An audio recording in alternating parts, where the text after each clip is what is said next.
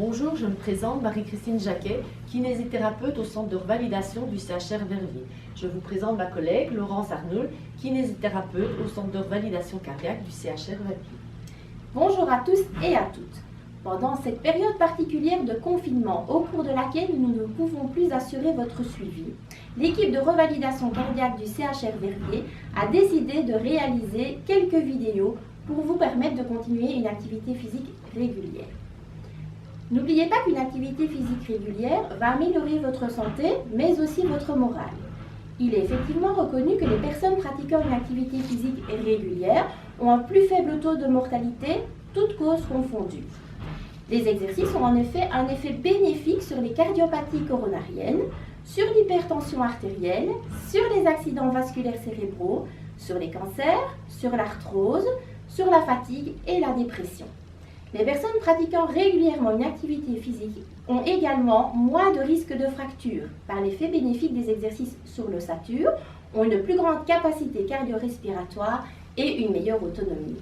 En résumé, gardons la forme pour garder la santé.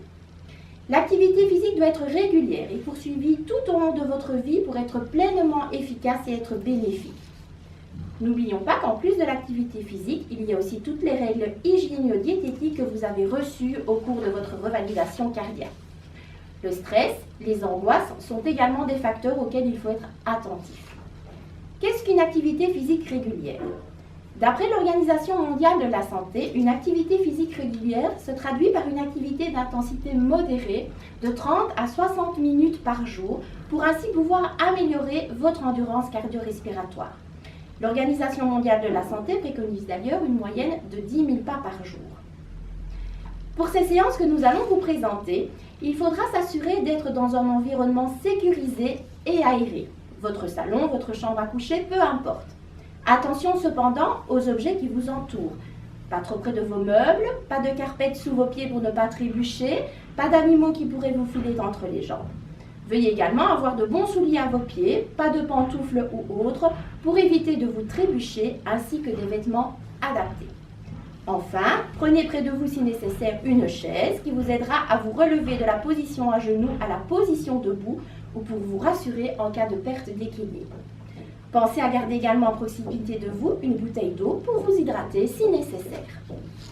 Avant de commencer notre première séance, nous allons apprendre à contrôler notre pouls à l'effort. Ce dernier reflète l'intensité de l'effort que nous allons fournir. Plus l'intensité est importante, plus notre pouls va augmenter. Bien que les personnes prenant des bêta-bloquants verront leur pouls augmenter de façon moins significative. Pour prendre votre pouls, placez votre index et votre majeur dans le prolongement du pouce au niveau de l'avant-bras. N'appuyez pas trop afin de ne pas l'assourdir.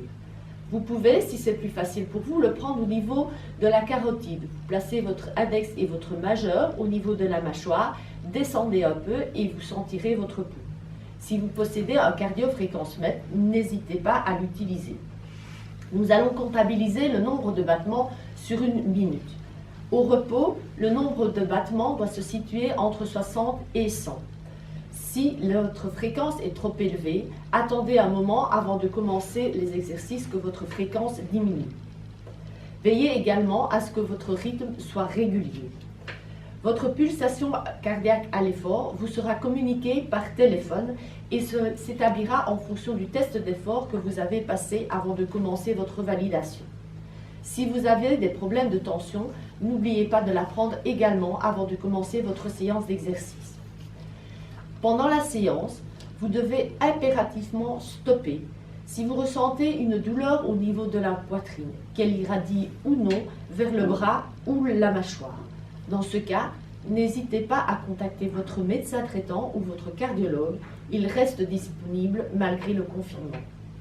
Si au cours de l'exercice vous vous sentez essoufflé, ralentissez en ne faisant qu'un exercice sur deux ou asseyez-vous un moment pour récupérer.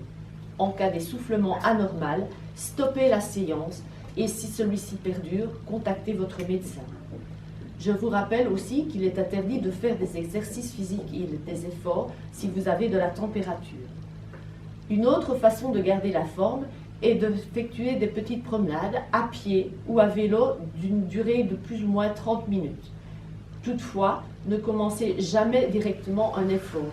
qu'une période d'échauffement est recommandée. Ne commençons pas par un effort trop en pente, par un effort trop intense sur une rue trop en pente par exemple. Voilà. Je pense que nous avons fait le tour pour que nos séances se passent dans les meilleures conditions possibles. Alors, bonne séance et prenez bien soin de vous.